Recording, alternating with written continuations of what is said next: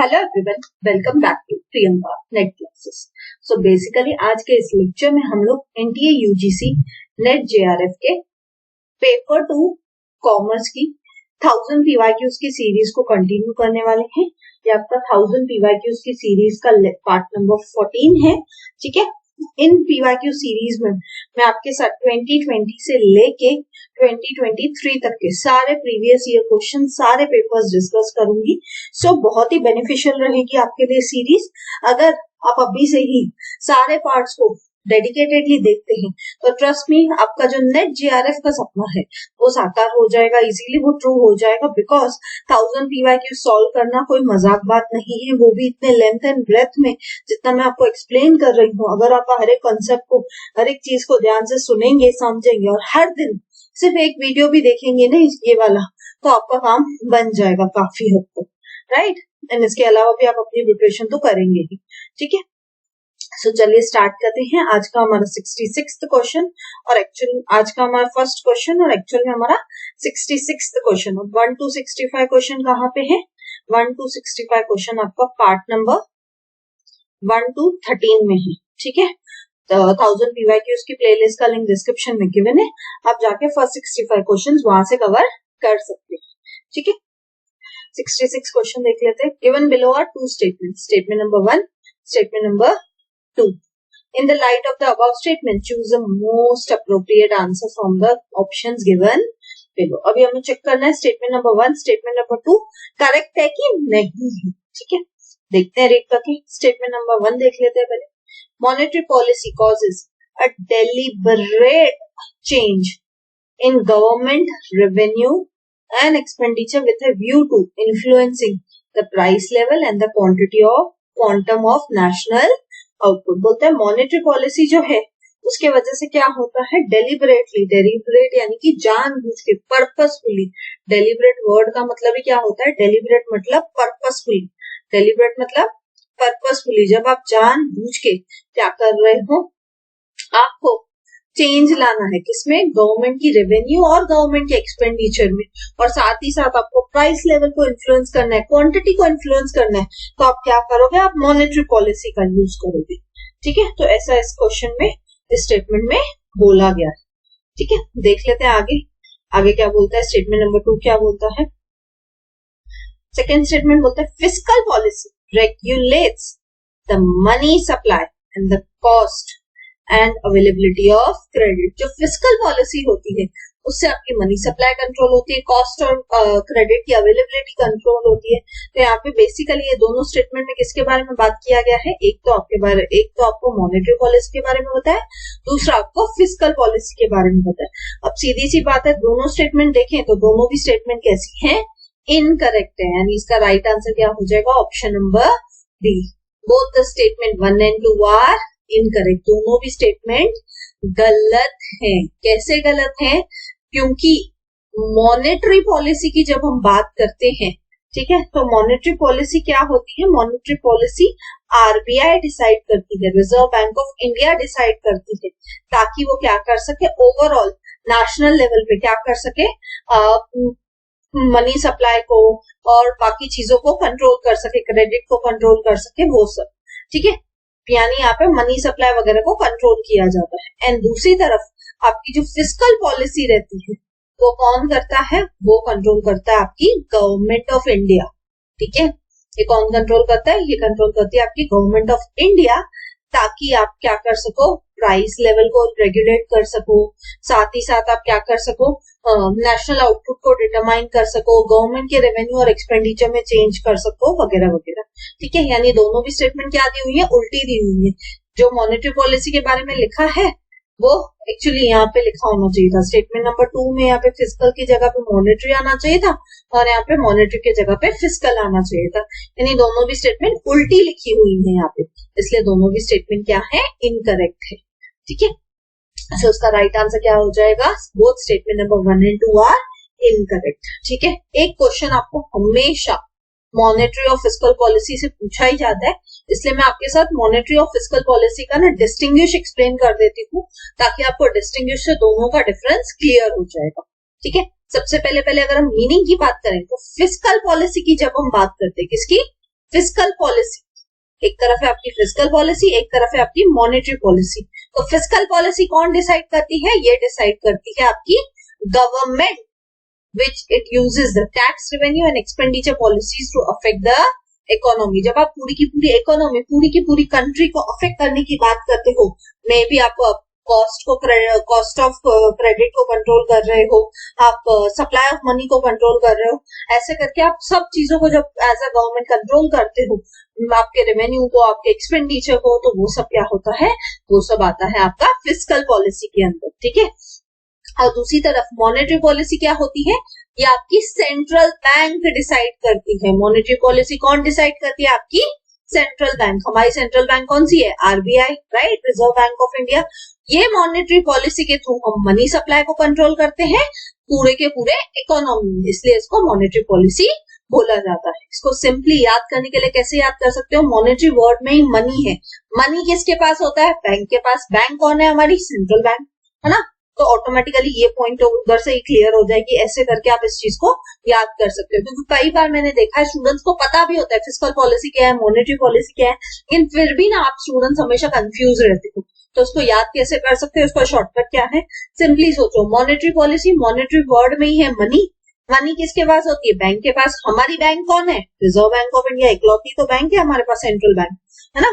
तो इसलिए monetary policy वो पॉलिसी रहेगी जो आपकी सेंट्रल बैंक कंट्रोल करती है, जिसके थ्रू वो मनी सप्लाई को रेगुलेट करती है पूरे के पूरे इकोनॉमी, ठीक है। जब हम फिस्कल पॉलिसी की बात करते हैं तो वो कौन बनाती है? Government of India. Government of India में एक मिनिस्ट्री होती है, मिनिस्ट्री ऑफ फाइनेंस। उनका काम होता है कि ओवरऑल फिस्कल पॉलिसी को बनाया जाए। और दूसरी तरफ हमारी जो मॉनेटरी पॉलिसी है वो कौन बनाता है? Central bank. इंडिया के केस में हमारी सेंट्रल बैंक कौन सी है? आरबीआई। तो आरबीआई का काम है कि वो क्या करे? Time to time monetary policies बनाती रहे, based on inflation, based on exchange rate, based on this. वो क्या करेंगी? Time to time money supply को रेगुलेट करेगी, कभी इंटरेस्ट रेट कम करके, कभी इंटरेस्ट रेट बढ़ा के। बेसिकली वो मनी सप्लाई को कंट्रोल करते हैं, ठीक है। नेचर फिस्कल पॉलिसी हर साल चेंज होती रहती है ना, हर साल बजट आता रहता है, उसके हिसाब से क्या करते हैं? फिस्कल पॉलिसी में चेंजेस लाए जाते हैं। और मॉनेटरी पॉलिसी कैसे चेंज होती है? Based on the economic status of the nation. आप मॉनेटरी पॉलिसी को कभी भी चेंज कर सकते हो बेस्ड ऑन द आपकी इकोनॉमिक स्टेटस क्या है। सपोज अभी जैसे आज के रेट की मैं एग्जांपल की बात करूं तो अभी हमारे इंडिया में क्या है? इंडिया ओवरऑल हाई ग्रोथ देख रही है ना। हमारा जो कंट्री है इंडिया, वो क्या देख रहा है? वो हाई ग्रोथ देख रहा है, जबकि ओवरऑल वर्ल्ड जो है, वर्ल्ड की सारी इकोनॉमीज डाउन ग्रोथ देख रही है ना। यानी इंडिया फेवरेबल पोजीशन में और बाकी सारी दुनिया भर की इकोनॉमीज क्या है? बहुत ही डिप्रेसिंग सिचुएशन में आ गई है, उनकी इकोनॉमीज डिप्रेस हो रही है, ग्रो नहीं हो रही है। तो ये क्या है? हमारी इकोनॉमिक स्टेटस के हिसाब से, क्योंकि इंडिया ग्रो कर रहा है और वर्ल्ड डाउन है, उस हिसाब से हमको क्या करना पड़ता है? अपनी मॉनेटरी पॉलिसी में चेंजेस लाना पड़ेगा। जैसे इंडिया ग्रो कर रहा है तो अब क्या होंगे? इंटरेस्ट रेट्स डाउन करके हम ज्यादा से ज्यादा क्या कर सकते हैं? लोगों को, बिजनेसेस को इन्फ्लुएंस कर सकते हैं कि वो लोग ज्यादा बिजनेस करें, ज्यादा सब चीजें करें वगैरह वगैरह, राइट। तो आपको देखना पड़ेगा कि आपकी कंट्री की सिचुएशन कैसी है, आपकी इकोनॉमिक सिचुएशन कैसी है, उस हिसाब से आप जो रिजर्व बैंक ऑफ इंडिया है वो क्या करती है? Time to time monetary policy में चेंजेस लेके आती है, ठीक है। अगर हम फिस्कल पॉलिसी की बात करें तो किससे रिलेटेड है? वो रिलेटेड है गवर्नमेंट रेवेन्यू और गवर्नमेंट के एक्सपेंडिचर से। और दूसरी तरफ अगर हम मॉनेटरी पॉलिसी की बात करें तो वो किससे रिलेटेड है? बैंक से रिलेटेड और क्रेडिट कंट्रोल से रिलेटेड है। बैंक्स को कंट्रोल करना, क्रेडिट को, उधार को, कि बैंक्स कितना उधार बांट सकती हैं, कितना नहीं बांट सकती है, तो वो सब भी किसके हाथ में होता है? वो सब भी मॉनेटरी पॉलिसी के वजह से सेंट्रल बैंक के हाथ में होता है। क्यों? क्योंकि सेंट्रल बैंक देखेगी कि कितना उधार बांटना है, किस इंटरेस्ट रेट पे बांटना है वगैरह वगैरह, ठीक है। फिस्कल पॉलिसी किसके ऊपर फोकस करती है? इकोनॉमिक ग्रोथ के ऊपर। गवर्नमेंट का काम है, मिनिस्ट्री ऑफ फाइनेंस का काम है कि हमारी कंट्री ग्रो करती रहे। दूसरी तरफ मॉनेटरी पॉलिसी किसके ऊपर फोकस करती है? इकोनॉमिक स्टेबिलिटी के तरफ, कि आप क्या हो as a country, as a nation, आप कैसे हो? स्टेबल होने चाहिए, ना ज्यादा आपका इन्फ्लेशन बढ़ना चाहिए, ना ज्यादा आपका मार्केट में ग्रोथ कम होना चाहिए। तो ये सब चीजों को, अलग अलग पैरामीटर्स को इकोनॉमी के आपको मेंटेन करके स्टेबल बना के चलना पड़ता है, ठीक है। फिस्कल पॉलिसी किससे रिलेटेड रहती है? टैक्स रेट से, गवर्नमेंट स्पेंडिंग से। और दूसरी तरफ मॉनेटरी पॉलिसी किससे रिलेटेड रहती है? इंटरेस्ट रेट्स, आपके कंट्री में इंटरेस्ट रेट्स क्या होंगे, क्रेडिट रेशियोज क्या होंगे, वो सबसे रिलेटेड। ठीक है, अगर हम फिस्कल पॉलिसी की बात करें तो ऑब्वियसली फिस्कल पॉलिसी में पॉलिटिकल इन्फ्लुएंस होगा ही होगा। क्यों होगा? क्योंकि यहाँ पे कौन फिस्कल पॉलिसी डिसाइड करते हैं? फिस्कल पॉलिसी आपकी गवर्नमेंट ऑफ इंडिया डिसाइड करती है, right? Ministry of finance decide करती है। तो जब जहां पे गवर्नमेंट आएगी वहां पे बट ऑब्वियस है पॉलिटिकल इन्फ्लुएंस तो होगा ही। और मॉनेटरी पॉलिसी में क्योंकि आरबीआई कंट्रोल करती है तो इसलिए वहां पे गवर्नमेंट का कंट्रोल कुछ नहीं है ज्यादा, तो रिजर्व बैंक ऑफ इंडिया के ऊपर पॉलिटिकल इन्फ्लुएंस नहीं होता। ठीक है, I hope fiscal policy, monetary policy क्या है इस डिस्टिंग्विश के थ्रू एकदम क्रिस्टल क्लियर है आपको, राइट? यहाँ से एक क्वेश्चन पक्का आता है। अगर ये डिस्टिंग्विश आपको अच्छे से समझ गया होगा ना तो आप किसी भी क्वेश्चन को इजीली सॉल्व कर पाओगे। ठीक है, आई होप ये क्वेश्चन क्लियर है, ये टॉपिक क्लियर है। बढ़ते अगले क्वेश्चन की तरफ। 67th question, pricing strategy of setting a high price when the product is introduced and gradually lowering its price। क्या बोलते हैं? जब प्रोडक्ट इंट्रोड्यूस हुआ, जब प्रोडक्ट क्या हुआ, इंट्रोड्यूस हुआ मार्केट में, तो आपने हाई प्राइस रखा और धीरे धीरे over a period of time आपने क्या किया, पीरियड ऑफ टाइम जैसे हो गया धीरे धीरे आपने क्या किया, आपने उसका प्राइस क्या कर दिया, कम कर दिया। तो इसको हम कौन सी प्राइसिंग स्ट्रेटेजी बोलते हैं? इसको हम बोलते हैं skimming pricing strategy. Skimming pricing strategy यही बोलती है कि जब आपका प्रोडक्ट न्यू होता है मार्केट में तो आप उसको हाई प्राइस पे चार्ज करो, यानी तब आप क्या करो, स्किम द क्रीम करो। तब आप क्या करो, स्किम द क्रीम। आप जितना हो सके क्रीम को खाने की करो, क्रीम को लेने की करो। जैसे दूध में कैसे होता है, आप दूध गर्म करते हो तो दूध के ऊपर जो मलाई आ जाती है उसको आप क्या करते हो, उसको अगर आप खाते हो तो ऑब्वियस है उसके फायदे ज्यादा होते हैं। वैसे ही सेम चीज, इसलिए इस प्राइसिंग स्ट्रेटेजी का नाम भी स्किमिंग रखा गया है कि जब आप प्रोडक्ट नया नया इंट्रोड्यूस कर रहे हो मार्केट में तो आप क्या करो, स्टार्टिंग में ही हाई प्राइस चार्ज करो और धीरे धीरे जैसे टाइम बीतता जाए फिर आप धीरे धीरे करके उसका प्राइस लो करते जाओ। तो इसे हम कहते हैं स्किमिंग प्राइसिंग स्ट्रेटेजी। और ये स्ट्रेटेजी कौन फॉलो करता है? जैसे आईफोन है ना, आईफोन आप कोई भी देखोगे जो भी लॉन्च होता है, जैसे भी आईफोन 15 लॉन्च हुआ है तो उसका फिलहाल प्राइस हाई है ना। जैसे जैसे टाइम होता जाएगा धीरे धीरे करके आईफोन 15 का प्राइस कम होता जाएगा over a period of time. तो ये क्या है, आईफोन एज अ ब्रांड क्या यूज करता है, स्किमिंग प्राइसिंग स्ट्रेटेजी को यूज करता है। ठीक है, आई होप ये प्राइसिंग स्ट्रेटेजी स्किमिंग क्या है ये अच्छे से क्लियर। ठीक है, तो इसका राइट आंसर क्या है? इसका राइट आंसर है option number A, skimming pricing strategy. ठीक है, जहां पे आप क्या करते हो, इनिशियली हाई प्राइस चार्ज करते हो और धीरे धीरे करके प्राइस को कम करते हो। ठीक है, आई होप ये क्लियर है। और मैं बाकी के ऑप्शंस भी समझा देती हूँ बिकॉज एक क्वेश्चन आपका पेपर में पक्का प्राइसिंग स्ट्रेटेजी से आता ही आता है। एंड ट्रस्ट मी, आप अगर ये 1000 पीवाईक्यूज की सीरीज को देख लोगे ना, पूरा 1000 पीवाईक्यूज हम कंप्लीट कर लेंगे ना जब, तो आप देखोगे सारी प्राइसिंग स्ट्रेटेजी ना मैंने लेक्चर्स में डिस्कस की होगी कहीं ना कहीं। क्यों? क्योंकि हर बार कोई ना कोई प्राइसिंग स्ट्रेटेजी से हर पेपर में एक क्वेश्चन पक्का होता है। तो मैं धीरे धीरे करके जैसे जैसे जो प्राइसिंग स्ट्रेटेजी आती जाएगी वैसे वैसे मैं उसको डिस्कस करती जाऊंगी। तो आपका एक क्वेश्चन तो यहाँ से आना ही आना है। ठीक है, एक एक करके बाकी तीनों ऑप्शंस को भी डिस्कस कर लेते हैं। पेनिट्रेशन प्राइसिंग क्या होता है? पेनिट्रेशन प्राइसिंग ऑपोजिट होता है किसका? स्किमिंग का। पेनिट्रेशन किसका ऑपोजिट होता है? स्किमिंग का। यानी यहाँ पे आप क्या करोगे, जब आपका प्रोडक्ट न्यू है तो आप क्या करोगे, आप लो प्राइस चार्ज करोगे।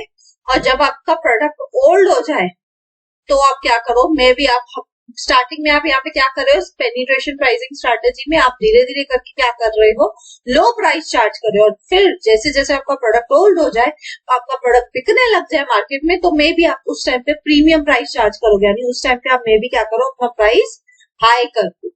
तो इसे हम बोलते हैं penetration pricing strategy. Penetration pricing strategy simply बोलता है कि आपको एज अ कंपनी लगता है कि अभी मुझे मार्केट में पेनिट्रेट करना है, अभी तो मुझे अपना प्रोडक्ट लोगों तक पहुंचाना है, मेरा प्रोडक्ट न्यू है, अभी तक लोगों को इस प्रोडक्ट के बारे में ज्यादा अवेयरनेस नहीं है। तो आप क्या प्राइसिंग स्ट्रेटेजी यूज करते हो, आप इनिशियली जब आपको प्रोडक्ट न्यू है मार्केट में तो आप लो प्राइस चार्ज करते हो और जैसे जैसे आपका प्रोडक्ट ओल्ड हो जाएगा, एस्टैब्लिश हो जाएगा, तो आप क्या करते हो, हाई प्राइस चार्ज करते हो। तो उसे हम कहते हैं पेनिट्रेशन प्राइसिंग स्ट्रैटेजी। इस प्राइसिंग स्ट्रैटेजी का मेन मकसद ही यही होता है कि यहाँ पे आपको क्या करना है, पेनिट्रेट करना है मार्केट में, अपना मार्केट में घुसना है आपको, ठीक है। जैसे से फॉर एग्जाम्पल के लिए मैं बोलूं, अगर पेनिट्रेशन प्राइसिंग स्ट्रैटेजी का एग्जाम्पल दूं, तो जैसे कि से फॉर एग्जाम्पल कोई भी ऐसी कंपनीज आती है, सपोज जैसे क्या बोलते हैं, जैसे सपोज लेस थी, तो लेस जब न्यू आई थी तो उसका प्राइस लो था, 5-5 रुपए में लेस मिल जाती है ना। धीरे धीरे करके उन्होंने क्या कर दिया, उसका प्राइस बढ़ा दिया। 5 रुपए की लेस आपको बहुत कम देखने को मिलेगी, ज्यादा करके आप 10 रुपए की लेस मिलती है ना। तो जब लेस इंडिया के मार्केट में न्यू थी, तो उन्होंने क्या किया, लो प्राइस चार्ज किया। फिर धीरे धीरे जैसे जैसे उनका टाइम बढ़ता गया, प्रोडक्ट का टाइम बढ़ता गया, वैसे वैसे उनको लगा कि हाँ, अब हम प्रोडक्ट को मार्केट में पेनिट्रेट कर चुके हैं, लोगों को हमारे प्रोडक्ट की आदत लग चुकी है, तो हम क्या करेंगे, अब हम प्राइस हाई चार्ज करेंगे, ठीक है। तो वो होता है पेनिट्रेशन प्राइसिंग स्ट्रैटेजी, ठीक है। नेक्स्ट देख लेते हैं, नेक्स्ट है peak load pricing. Peak load pricing क्या होता है, जब आपका मार्केट हाई है, मार्केट ही हाई है, तब आप ज्यादा प्राइस चार्ज करोगे। मार्केट जब एकदम हाई है, एकदम पीक पे, तो आप ज्यादा प्राइस चार्ज करो। और मार्केट जब लो है, तो आप लो प्राइस चार्ज करो, सिंपल। जैसे कि से फॉर एग्जांपल जब दिवाली का टाइम आता है, दिवाली के टाइम पे आप देखोगे अगर, तो ऑयल के प्राइसेस रहते हैं वो हमेशा हाई ही दिखेंगे। क्यों? क्योंकि सीधी बात है, उस टाइम पे ऑयल की डिमांड ज्यादा रहती है ना, डिमांड ज्यादा रहती है, उसका सप्लाई उतना ही रहता है, लिमिटेड रहता है, तो ऑटोमेटिकली प्राइस बढ़ जाते हैं। तो उसे हम कहते हैं peak load pricing. Peak load pricing यानी मार्केट अगर आपका पीक पे एकदम हाई पे, तो आप क्या करो, ज्यादा प्राइस चार्ज करो, उसे हम कहते हैं पीक लोड प्राइसिंग, ठीक है।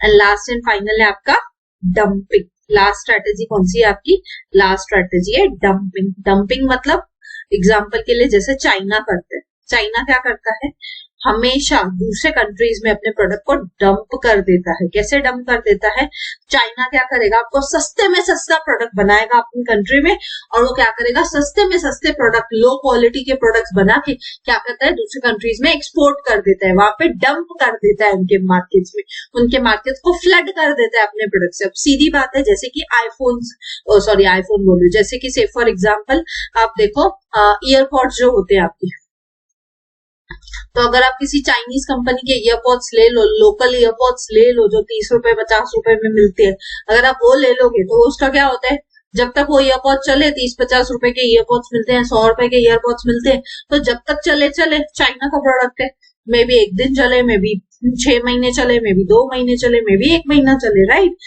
तो चाइना क्या करती है, डंपिंग प्राइसिंग स्ट्रैटेजी का यूज करती है, जहां पे वो अपने प्रोडक्ट को लो कॉस्ट में बनाती है और लो प्राइस पे ही सेल कर देती है मार्केट में, ताकि मार्केट में वो अपना प्रोडक्ट डंप कर सके, मार्केट में अपना प्रोडक्ट ज्यादा से ज्यादा लोगों तक बेच सके, ठीक है। तो उसे हम कहते हैं डंपिंग प्राइसिंग स्ट्रैटेजी, ठीक है।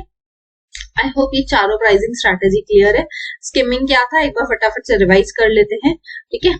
स्किमिंग क्या था, हाई प्राइस चार्ज करना स्टार्टिंग में ही, जैसे कि आईफोन वाले करते हैं। पेनिट्रेशन क्या था, स्टार्टिंग में आप क्या करो, लो प्राइस चार्ज करो, क्यों, क्योंकि अभी तक आपको मार्केट को कैप्चर करना है। पीक लोड प्राइसिंग क्या था, आप स्टार्टिंग में जब आपका मार्केट आपको हाई पे दिखे, पीक पे दिखे आपको मार्केट, तब आप क्या करोगे, हाई प्राइस चार्ज करोगे। और डंपिंग क्या है, आप लो कॉस्ट पे गुड्स बनाओ और मार्केट को फ्लड कर दो अपने गुड्स से, और लो प्राइस पे ही आप अपने गुड्स बेचो, ताकि मार्केट में आपके गुड्स इजीली बिक जाए, तो उसे हम कहते हैं डंपिंग, ठीक है। आई होप ये चारों स्ट्रेटेजीज क्लियर। बढ़ते हैं अगले क्वेश्चन की तरफ। 68th question, which one is false as per the relevant provisions of the Indian contract act 1872। बोलते हैं इंडियन कॉन्ट्रैक्ट एक्ट 1872 के हिसाब से इनमें से कौन सी स्टेटमेंट फॉल्स है, यानी कौन सी स्टेटमेंट गलत है। अब आप सबके माइंड में ये क्वेश्चन आएगा, मैम लॉ से, बिजनेस लॉ से कितने क्वेश्चन पूछे जाते हैं, तो आपको 5 से 6 क्वेश्चन ही पूछे जाते हैं, लॉ से ज्यादा क्वेश्चन नहीं आते हैं एग्जाम में। एंड वो 5 से 6 क्वेश्चन भी एकदम बेसिक लेवल के क्वेश्चन पूछे जाते हैं।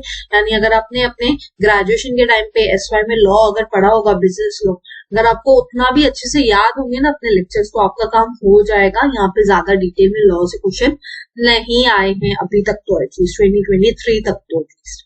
ठीक है, अब देखते हैं एक स्टेटमेंट को और देखते हैं कौन सी स्टेटमेंट फॉल्स है। अ void agreement is the one that is not enforceable by law. जो वॉइड एग्रीमेंट होता है वो नॉन एनफोर्सिएबल बाय लॉ है। तो ये स्टेटमेंट तो राइट है। राइट क्यों है?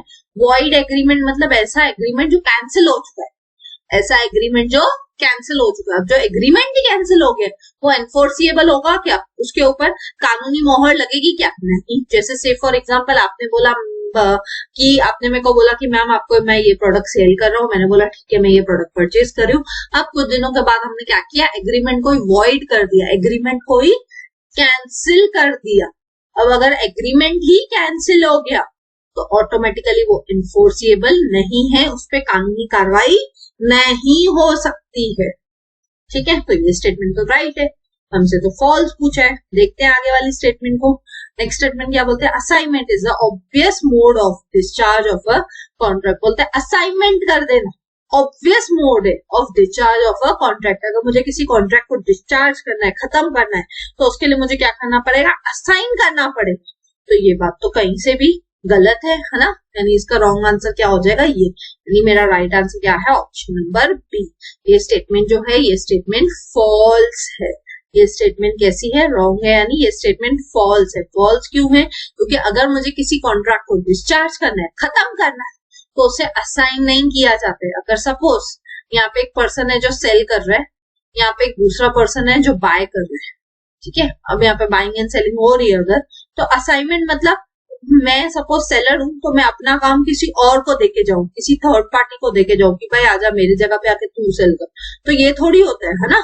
जब भी कोई कॉन्ट्रैक्ट होता है, बाइंग एंड सेलिंग होती है, तो जो दो पार्टीज कॉन्ट्रैक्ट में रहते हैं वो दो पार्टीज ही मिलके क्या करते हैं? कॉन्ट्रैक्ट को पूरा करते हैं, ना कि किसी थर्ड पार्टी को असाइन करते हैं अपना कॉन्ट्रैक्ट। इसलिए ये स्टेटमेंट क्या हो जाएगा? गलत हो जाएगा। ठीक है, और हमसे क्या पूछा था? गलत ही तो पूछा था, हमसे फॉल्स ही तो पूछा था। उसका राइट आंसर क्या हो जाएगा? Option number B. ठीक है, एक बार बाकी स्टेटमेंट भी चेक कर लेते हैं।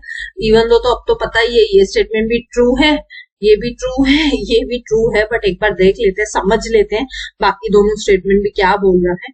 Where a party waives its rights under the contract, the other party is released of its obligations under the contract. बोलते हैं अगर एक पार्टी अपने राइट्स को वेव ऑफ कर देती है, वेव ऑफ यानी खत्म कर देती है, तो दूसरी पार्टी की ऑब्लिगेशन भी खत्म हो गई है ना। जैसे सपोज मैं सेलर थी, मैंने अपना राइट वेव ऑफ कर दिया कि ठीक है आप मेरे को 15 दिन के बाद पेमेंट नहीं देना, तो आप मेरे को आराम से 1 महीने में देना। तो आपकी भी तो ऑब्लिगेशन एज अ बायर खत्म हो गई ना। क्यों? कि आप मेरे को 15 दिन के बाद जो आपकी ऑब्लिगेशन थी, कंपल्शन थी आपके ऊपर कि मेरे को पे करना ही है आपको, तो वो तो आपकी खत्म हो गई। अब आपके पास 1 महीने का टाइम है पे करने के लिए, राइट। तो जब भी एक पार्टी अपने राइट्स को वेव ऑफ करती है, खत्म करती है, तो दूसरी पार्टी को भी उसकी जो कंपल्शन है, ऑब्लिगेशन है, वो उसके लिए खत्म हो जाती है। तो ये बात तो राइट है, ये स्टेटमेंट राइट है। नेक्स्ट देखते हैं, where the subject matter of a contract is destroyed for no fault of the promisor, the contract does not become void by the impossibility of performance. क्या बोलता है? जब जो कॉन्ट्रैक्ट का सब्जेक्ट मैटर है, सब्जेक्ट मैटर है यानी जैसे से फॉर एग्जांपल हम बाइंग एंड सेलिंग कर रहे थे, किसकी? गुड्स की। ठीक है, किसकी? गुड्स की। तो यहाँ पे सब्जेक्ट मैटर क्या है? सब्जेक्ट मैटर है मेरे गुड्स, है ना। हम दोनों पार्टीज के बीच में सब्जेक्ट मैटर क्या है? गुड्स। और वो गुड्स डिस्ट्रॉय हो जाते हैं for no fault of the promisor. जो यहाँ पे प्रोमिसर था, जो यहाँ पे सेलर था, उसकी कोई गलती नहीं है, लेकिन गुड्स डिस्ट्रॉय हो गए किसी रीजन से। जैसे कि से फॉर एग्जांपल ये गुड्स क्या आने वाले थे? ये गुड्स इंडिया से सेल होके कहाँ पे जाने वाले थे? से फॉर एग्जांपल जापान में जाने वाले थे। बायर जापान में बैठे, सेलर इंडिया में बैठा है। ठीक है, अब ये गुड्स क्या थे? बाय शिप जाने वाले थे। अब क्या हो गया? ये शिप ही डूब गई। तो इसमें सेलर की गलती है क्या? प्रोमिसर की गलती है क्या? नहीं।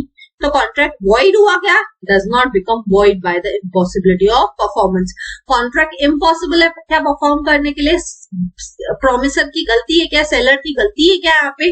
नहीं, लेकिन कुछ अनहोनी हो गई, कुछ ऐसा out of the context reason हो गया जिसकी वजह से ये कॉन्ट्रैक्ट नहीं पूरा हुआ। तो उसमें कहीं पे भी आपके प्रोमिसर की गलती नहीं है। ठीक है, सो ये स्टेटमेंट भी राइट है ना। सो सभी स्टेटमेंट राइट है except for the statement number 3। ठीक है, आई होप ये क्वेश्चन क्लियर है। बढ़ते हैं अगले क्वेश्चन की तरफ। 69th question, in a rising consumer income scenario the preferred decision choice of business firms for low income elastic products will be. बोलता है कंज्यूमर्स की इनकम बढ़ रही है, आपकी जो इनकम है वो बढ़ रही है और आपके गुड्स कैसे हैं, लो इनकम इलास्टिक प्रोडक्ट्स। आप जो गुड्स बेचते हो एज अ बिजनेस फर्म वो कौन से हैं, लो इनकम इलास्टिक प्रोडक्ट्स है। लो इनकम इलास्टिक प्रोडक्ट्स क्या होते हैं, इसके लिए आपको समझना पड़ेगा इनकम इलास्टिक क्या होती है ना, इलास्टिक इनकम क्या होती है वो आपको समझना पड़ेगा। इनकम इलास्टिसिटी ऑफ डिमांड का जो टॉपिक है ना, इनकम इलास्टिसिटी ऑफ डिमांड पे मैंने एक लेक्चर लिया हुआ है पूरा का पूरा, इनकम इलास्टिसिटी ऑफ डिमांड करके एक लेक्चर है। कहाँ पे है ये लेक्चर मैं आपको बताती हूँ।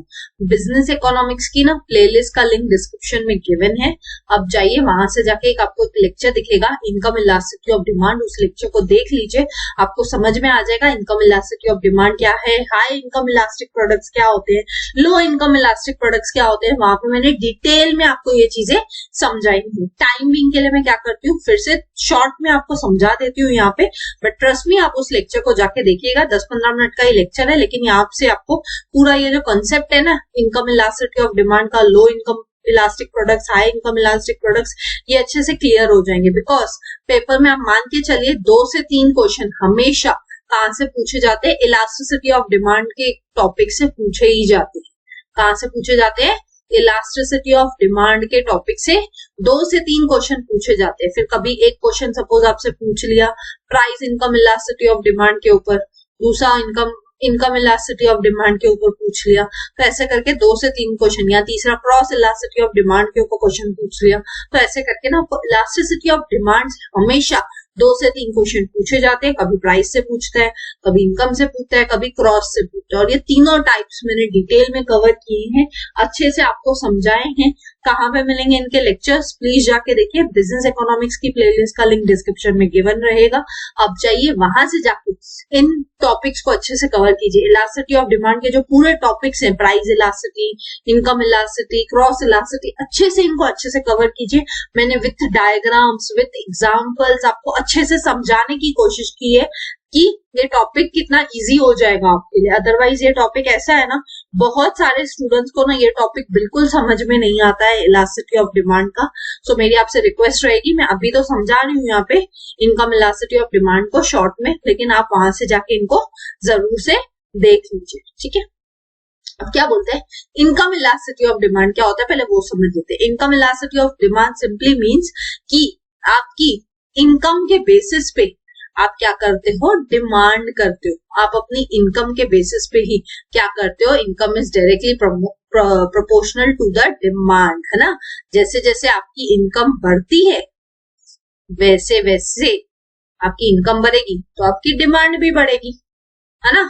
और अगर आपकी इनकम कम हो जाएगी तो आप डिमांड भी कम करने लगते हो, है ना। सिंपल सा लॉजिक है ना। जैसे से फॉर एग्जाम्पल आज अगर आप 10,000 कमाते हो तो आप 10,000 के हिसाब से डिमांड भी कम करोगे।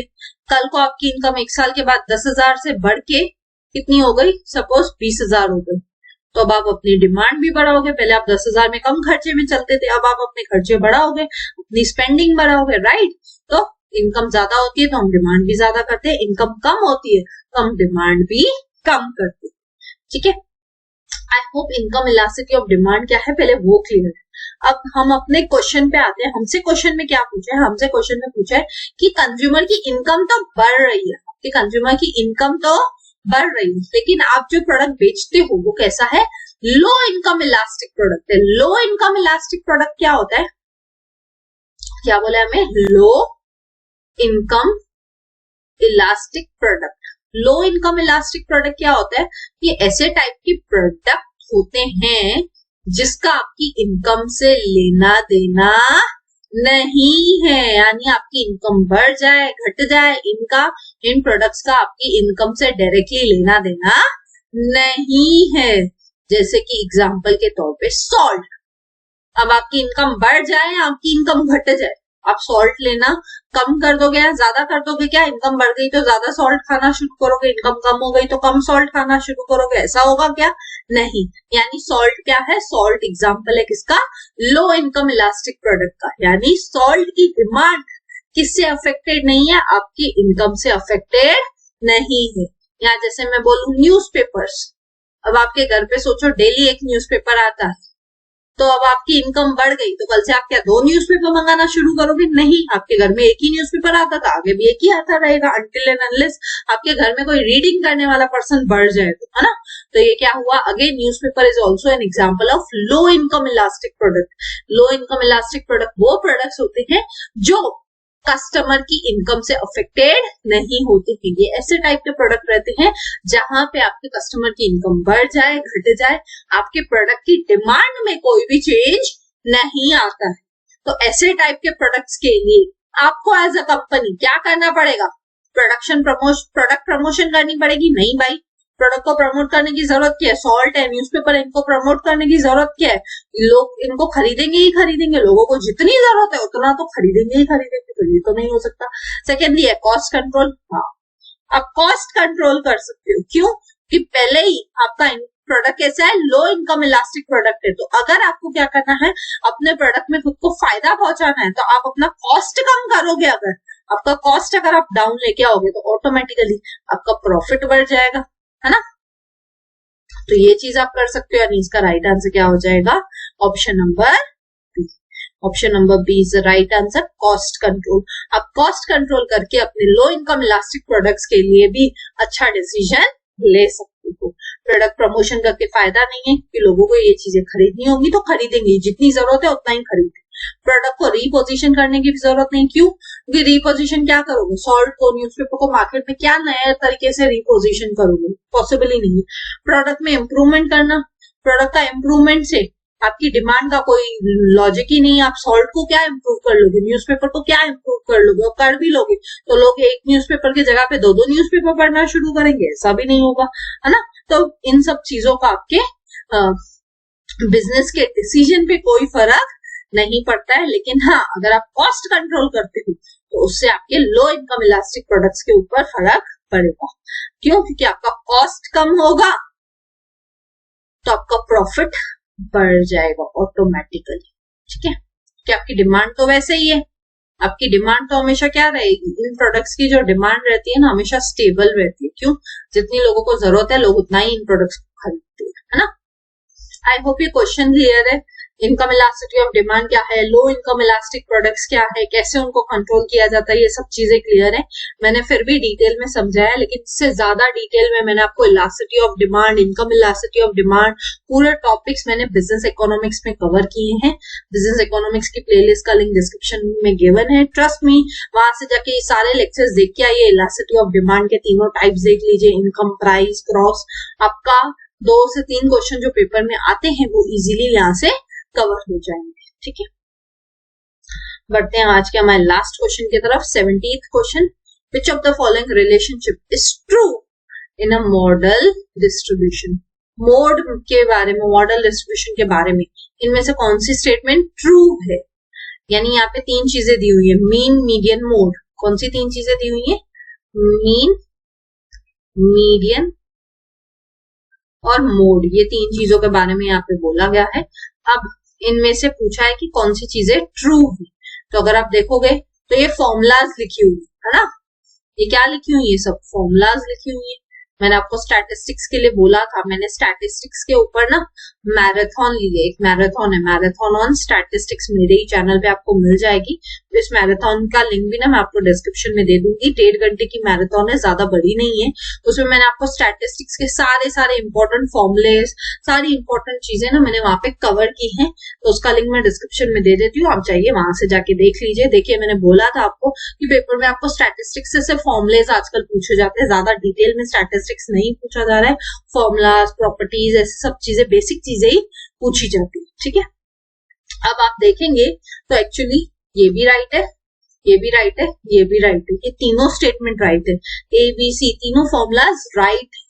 तो इसका राइट आंसर क्या है? इसका राइट आंसर है ए बी सी। अब आप पूछोगे मैम ऐसे कैसे?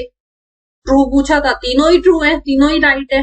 तो पेपर में क्या हुआ, पेपर में ये क्वेश्चन ड्रॉप हो गया था, यानी कि पेपर में जिसने इसको टिक किया हो, इसको टिक किया हो, इसको टिक किया हो, या इवन इसको भी टिक किया हो, तो उनको राइट आंसर ही मिल गया था। क्यों? क्योंकि क्वेश्चन में ही गड़बड़ थी, उन्होंने क्या किया था, सही से क्वेश्चन को सेट नहीं किया था। एक्चुअली उनको क्या पूछना चाहिए था, उनको पूछना चाहिए था फॉल्स, तो ये आंसर राइट हो जाता था, क्योंकि बाकी तीनों स्टेटमेंट तो ट्रू है। लेकिन उन्होंने क्वेश्चन सेट करने में ही गड़बड़ कर दी थी, जो हर पेपर में होता है। हर क्वेश्चन पेपर में आप एक्सपेक्ट करके चलिए 1 से 2 क्वेश्चन आपके रॉन्ग होंगे ही होंगे, उनसे कुछ मिस्टेक हुई होगी पेपर सेट करने में, क्वेश्चन सेट करने में। सो डोंट यू वरी, अगर आपने ऐसे क्वेश्चन को अटेम्प्ट भी किया होता है ना, फिर आपने कुछ भी आंसर सिलेक्ट किया हो, आपको उसकी मार्क्स सबको मिल जाती है फिर, ठीक है। तो अगर आप में से किसी ने ए को सिलेक्ट किया, बी को, सी को, तीनों ही आपके लिए राइट है, आपको इस क्वेश्चन को अटेम्प्ट करने के ही मार्क्स मिल जाएंगे, ठीक है। और फॉर्मूला आपको याद रखनी है, mean minus mode is equals to 3 mean minus median, mode is equals to 3 median minus 2 mean, 3 median is equals to 2 mean plus mode, ठीक है। ये फॉर्मूला आपको याद रखनी है, उसमें कुछ लॉजिक नहीं लगाना है, कुछ भी नहीं करना है, ठीक है। आई होप ये चीज क्लियर है। एक्चुअली अगर आप देखोगे ना, ये दोनों फॉर्मूला जो है ना, इसी में से आई है ना। कैसे? Mean minus mode is equals to 3 mean minus median, ठीक है। ये एक फॉर्मूला है फर्स्ट वाला। अब मोड को इधर का इधर ही रहने देते हैं, राइट हैंड साइड पे। 3 मीन इधर है, एक उधर चला जाएगा तो 2 मीन हो जाएंगे, है ना। और ये मीन इधर कुछ नहीं है, मतलब प्लस में है, वो साइड चला जाएगा तो माइनस में है, माइनस 2 मीन। और इधर क्या बचा? 3 मीडियन ही बचा ना बाकी, तो इसलिए 3 मीडियन, यानी आपकी सेकेंड स्टेटमेंट भी बन गई, है ना। अब इसी में से आप क्या कर सकते हो, थर्ड स्टेटमेंट भी बना सकते हो। कैसे? ये माइनस 2 मीन है, उस साइड चला जाएगा तो क्या बन जाएगा, प्लस 2 मीन, है ना। प्लस 2 मीन, इधर कुछ नहीं है मतलब प्लस ही है, plus mode is equals to 3 median, ठीक है। सो यानी आपकी जो बी और सी वाली फॉर्मूलाज है ना, वो कहां से आई है, वो ए वाली फॉर्मूला से ही आई। उसी को बस आगे पीछे करोगे, साइड इधर उधर लेके जाओगे, तो आपके बाकी 2 फॉर्मूलाज भी बन जाएगी। यानी आप इस फॉर्मूला को याद करो, बाकी 2 फॉर्मूला को बस इधर उधर करके आपका काम बन जाएगा, ठीक है। आई होप ये क्वेश्चन क्लियर है।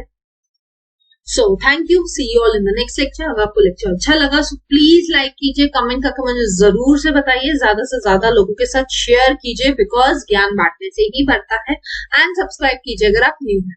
मिलते हैं नेक्स्ट वीडियो में, till then bye bye, take care.